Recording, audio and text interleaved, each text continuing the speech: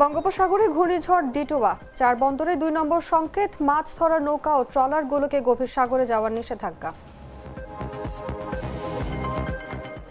জানুয়ারির শুরুতে সব বই পাবে প্রাথমিক শিক্ষার্থীরা, জানালেন প্রাথমিক ও গণশিক্ষা উপদেষ্টা। সহকারী শিক্ষকদের 11তম গ্রেড দেওয়ার প্রত্যাশা। ভাগাড়ের পাশে জরাজীর্ণ ভবনে চলছে চাঁদপুর জেনারেল হাসপাতালের ময়নাতদন্ত। নিরাপত্তা ও আইনগত প্রক্রিয়ার ঝুঁকির অভিযোগ স্থানীয়দের। পিরোজপুরে খাল খনন ও অবৈধ স্থাপনা উচ্ছেদ অভিযান, পৌর কর্তৃপক্ষকে ধন্যবাদ জানালেন স্থানীয়রা।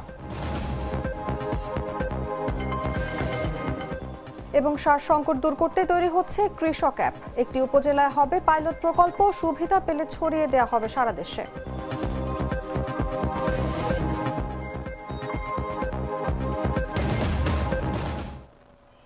এতক্ষণ শুনছিলেন সংবাদ শিরোনাম।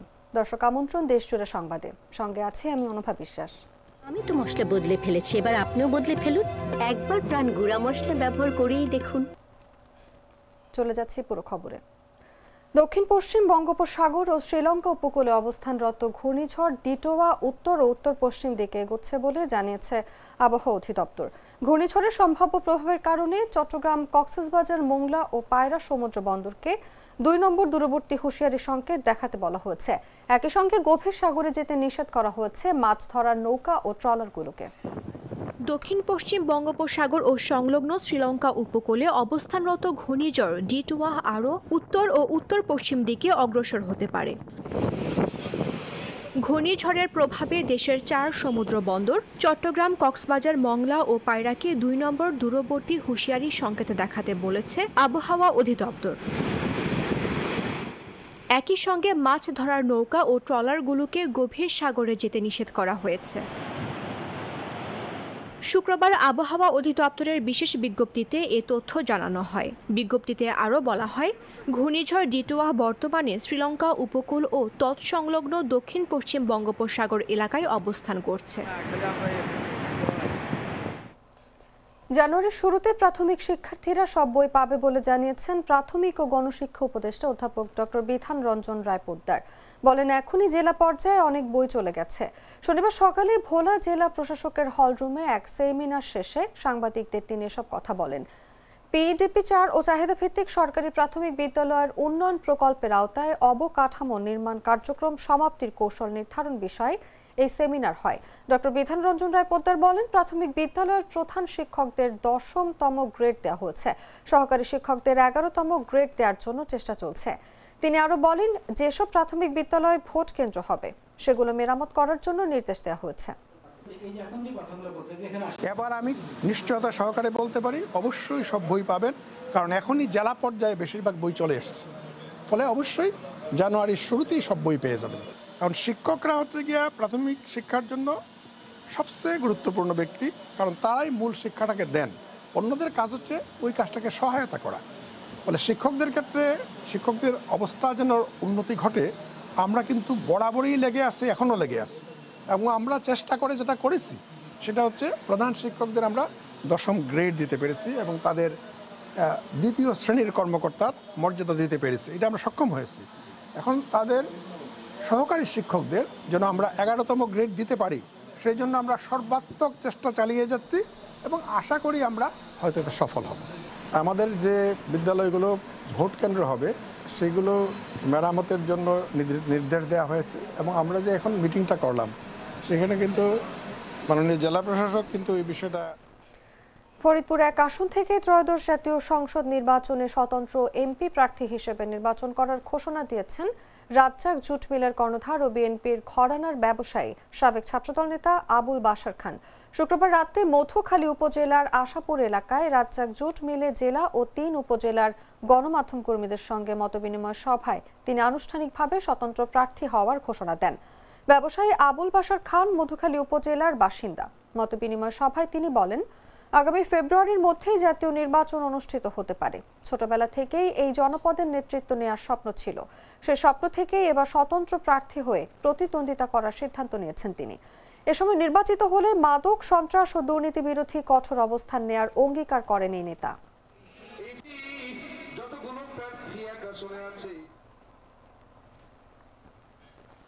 নির্বাচন নিয়ে গড়িমসি করা হলে সেটার যথোপযুক্ত জবাব দেওয়া হবে বলে মন্তব্য করেছেন বিএনপির ভাইস চেয়ারম্যান আব্দুল আওয়াল মিন্টু। বলেন, সবাইকে ঐক্যবদ্ধভাবে ধানের শীষের বিজয় নিশ্চিত করতে হবে। শুক্রবার বিকেলে ফেনীর দাগনভূঞার কোরাইশ মুন্সি বাজারে স্থানীয় বিএনপি আয়োজিত পথসভায় প্রধান অতিথির বক্তব্যে এসব কথা বলেন তিনি বলেন, আগামী নির্বাচনে যে সরকার গঠন হবে প্রধানমন্ত্রী হবেন তারেক রহমান। এই সরকার সুষ্ঠু একটি নির্বাচন উপহার দেবে বলেও আশা ব্যক্ত করেন তিনি। দাগনভূঞার সন্ত্রাসী ও চাঁদাবাজদের হুমকি দিয়ে তিনি বলেন, বিএনপিতে কোনো সন্ত্রাসী চাঁদাবাজের জায়গা হবে না, কঠোর হাতে এদের দমন করা হবে। রাজাপুর ইউনিয়ন বিএনপির আহ্বায়ক মিজানুর রহমানের সভাপতিত্বে ও সদস্য সচিব আবু নাসেরের সঞ্চালনায় বক্তব্য রাখেন বিএনপি নেত্রী শাহানা আক্তার শানু সহ বিএনপি যুবদল, ছাত্রদল ও অঙ্গ সহযোগী সংগঠনের নেতৃবৃন্দ।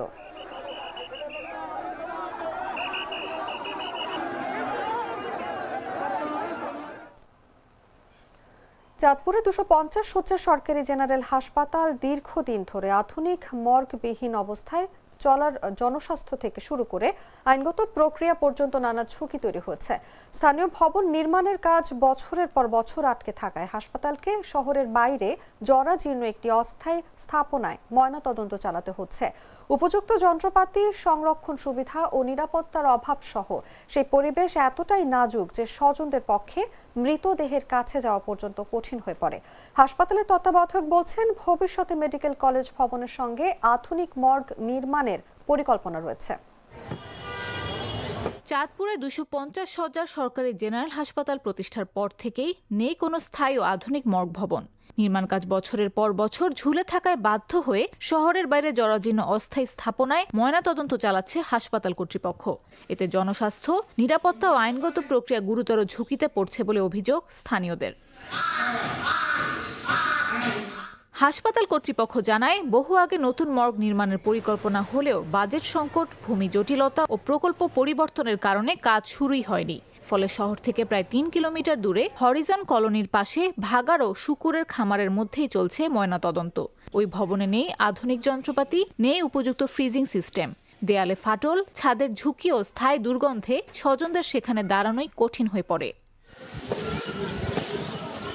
শহরের বাসিন্দারা অভিযোগ করলেন, অস্থায়ী মর্গের পরিবেশ এতটাই নোংরা যে স্বজনরা মৃতদেহের কাছেও যেতে পারেন না। কিন্তু আধুনিক হাসপাতালে কোনো মর্গ না থাকায় মানুষদের কিন্তু ভোগান্তি হচ্ছে। যারা আসছেন তাদেরকে যেতে হচ্ছে শহর থেকে প্রায় 20 মিনিট এলাকা পার হয়ে, তারপর ওই এলাকায় তারা যাচ্ছেন।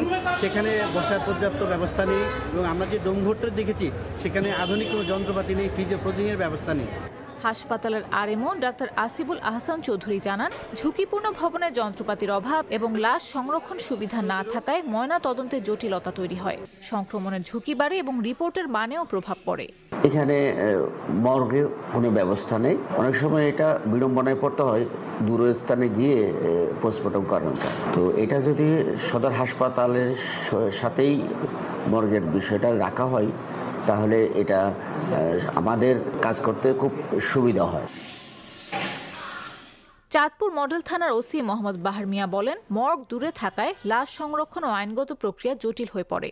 জরুরি যে পোস্টমর্টম এগুলো করতে একটু অসুবিধা হয়। এখানে চাঁদপুর একটা মেডিকেল কলেজ হাসপাতালের প্রকল্প অনুমোদিত আছে। এই হাসপাতালের কাজ হলে মানে পোস্টমর্টমের কাজগুলো আসলে মানে সেখানেই হবে। প্রাথমিক রিপোর্টটা আমরা যে পুলিশ সুপারের কার্যালয়ে পাঠিয়ে দিই। আর যে হাসপাতাল যেগুলো নমুনা পরীক্ষার জন্য আমরা এগুলো চিটাং পাঠাতে হয়। এগুলো কোনো ঘন্টা 15 দিন থেকে 1 মাস সময় লাগে। হাসপাতালের তত্ত্বাবধায়ক ডাক্তার AK মাহবুবুর রহমান জানান, জমির স্বল্পতা ও বরাদ্দ না থাকাই মূল বাধা। তবে ভবিষ্যতে মেডিকেল কলেজ ভবনের সঙ্গে আধুনিক মর্গ নির্মাণের পরিকল্পনা রয়েছে। নিউজ ডেস্ক, জাগো নিউজ।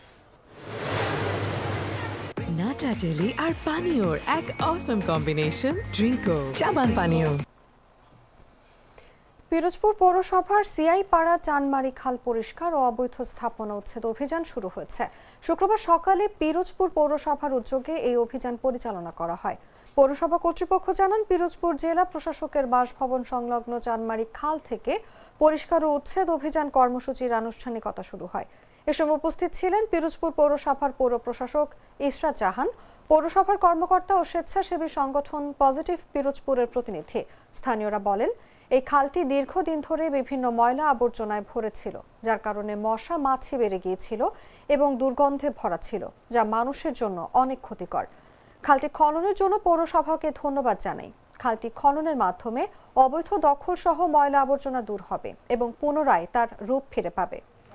এই খালটি সংস্কার করার জন্য উদ্যোগ নিয়েছে তাদেরকে স্বাগত জানাচ্ছি, কারণ এই খালটি দীর্ঘদিন যাবৎ এলাকাবাসীর ময়লায় এবং ভরাট হয়ে গিয়েছিল এবং পানি চলাচল করতে পারছিল না, যার কারণে এখানে মশা মাছির উপদ্রব দেখা দিয়েছে এবং দুর্গন্ধ ছড়িয়েছে, যেটা মানুষের ক্ষতিকর। এখানে বেশ কিছু শিক্ষা প্রতিষ্ঠান রয়েছে জেলা শহরের, তারা নাক চেপে সড়ক থেকে চলতে হয় এবং এই ময়লার কারণে মশা মাছি উৎপাদ বেশি সৃষ্টি হয় এবং পানিজনিত রোগে বেশি ভুগতে হয়। সারের সংকট দূর করতে দ্রুত কৃষক অ্যাপ তৈরি করার কাজ চলছে বলে জানিয়েছেন প্রধান উপদেষ্টার বিশেষ সহকারী মনির হায়দার। বলেন, সবাইকে এই অ্যাপের আওতায় আসতে হবে। শুক্রবার দুপুরে মেহেরপুর জেলা প্রশাসকের কার্যালয়ের সম্মেলন কক্ষে সারের বিপণন ও ব্যবহার বিষয়ক মতবিনিময় সভায় প্রধান অতিথির বক্তব্যে তিনি এসব কথা বলেন। তিনি বলেন, অ্যাপের তালিকা অনুযায়ী কৃষকদের মাঝে সার বিক্রি করা হবে। যারা এই অ্যাপের আওতায় আসবেন তারাই এই সুবিধা পাবেন, আর না আসলে বঞ্চিত হবেন। মনির হায়দার আরও বলেন, যে কোনো একটি উপজেলায় পাইলট প্রকল্প আকারে অ্যাপটি চালু করা হবে। সুবিধা পেলে সারা দেশে এটি ছড়িয়ে দেওয়া হবে। এর মধ্য দিয়ে সার সংকট দূর হবে বলেও আশা ব্যক্ত করেন তিনি। শুধুমাত্র এইবার সারের ক্রাইসিস হয়েছে সেই জন্য এই অ্যাপ কাজে লাগবে, এরপর আর লাগবে না, ব্যাপারটা এরকম না। আপনাদেরকে আমাদের তৃতীয় বিশ্বের দেশ হিসেবে আমাদের এখানে অনেক কিছু চাই। উন্নত দুনিয়াতে প্রত্যেকটা মানুষের, সে কৃষক, কুলি, মোটে, মজুর থাকে, উনি ট্যাক্স দেন বা না দেন, প্রত্যেক বছর তাকে ট্যাক্স ফাইল করতে হবে, প্রত্যেকটা নাগরিক, এভরি সিঙ্গেল। মানুষরাও খুব উৎসাহ নিয়ে এটা দেয়। কেন দেয় জানেন? কারণ রাষ্ট্রগুলো তাকে বিভিন্ন ক্রাইসিস মোমেন্টে সাহায্য, বিভিন্ন রকম সহায়তা দেয়। আর সহায়তা দেয় হচ্ছে ওইটার ধরে যে কার কার ট্যাক্স আইডি আছে এবং লাস্ট ইয়ার গত বছর থেকে ট্যাক্স সাবমিট করছে।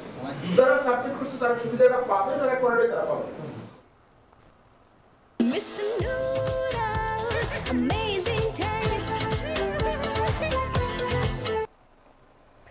ফরিদপুরের ভাঙ্গায় সড়ক পারাপারের সময় ইমারত পরিবহনের একটি গাড়ির চাপায় শাহিদা আক্তার নামে এক কলেজ ছাত্রী নিহত হয়েছেন।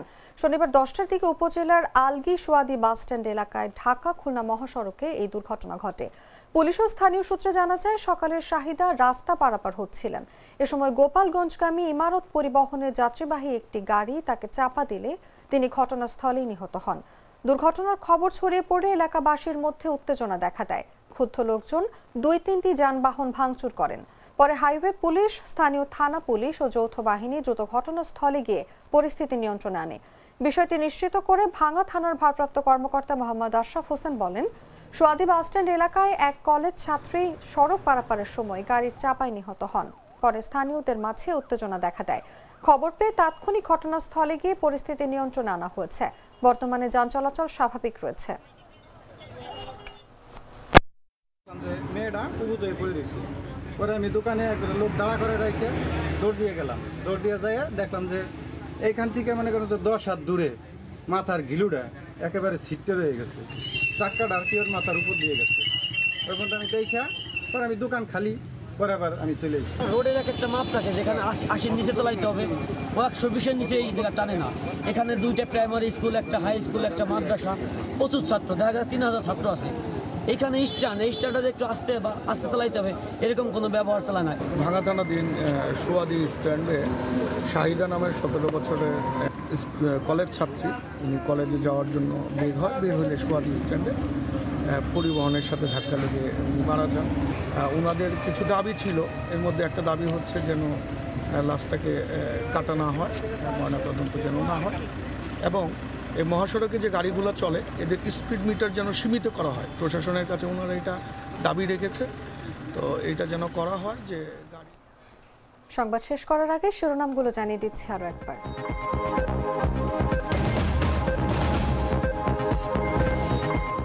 বঙ্গোপসাগরে ঘূর্ণিঝড় ডিটোয়া, 4 বন্দরে 2 নম্বর সংকেত। মাছ ধরার নৌকা ও ট্রলারগুলোকে গভীর সাগরে যাওয়ার নিষেধাজ্ঞা। জানুয়ারির শুরুতে সব বই পাবে প্রাথমিক শিক্ষার্থীরা, জানালেন প্রাথমিক ও গণশিক্ষা উপদেষ্টা। সহকারী শিক্ষকদের 11তম গ্রেড দেওয়ার প্রত্যাশা। ভাগাড়ের পাশে জরাজীর্ণ ভবনে চলছে চাঁদপুর জেনারেল হাসপাতালের ময়না তদন্ত। নিরাপত্তা ও আইনগত প্রক্রিয়ার ঝুঁকির অভিযোগ স্থানীয়দের। পিরোজপুরে খাল খনন ও অবৈধ স্থাপনা উচ্ছেদ অভিযান। পৌর কর্তৃপক্ষকে ধন্যবাদ জানালেন স্থানীয়রা।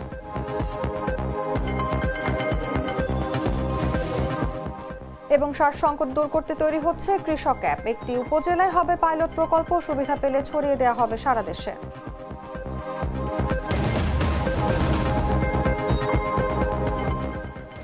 দর্শক, এই ছিল এখনকার মতো।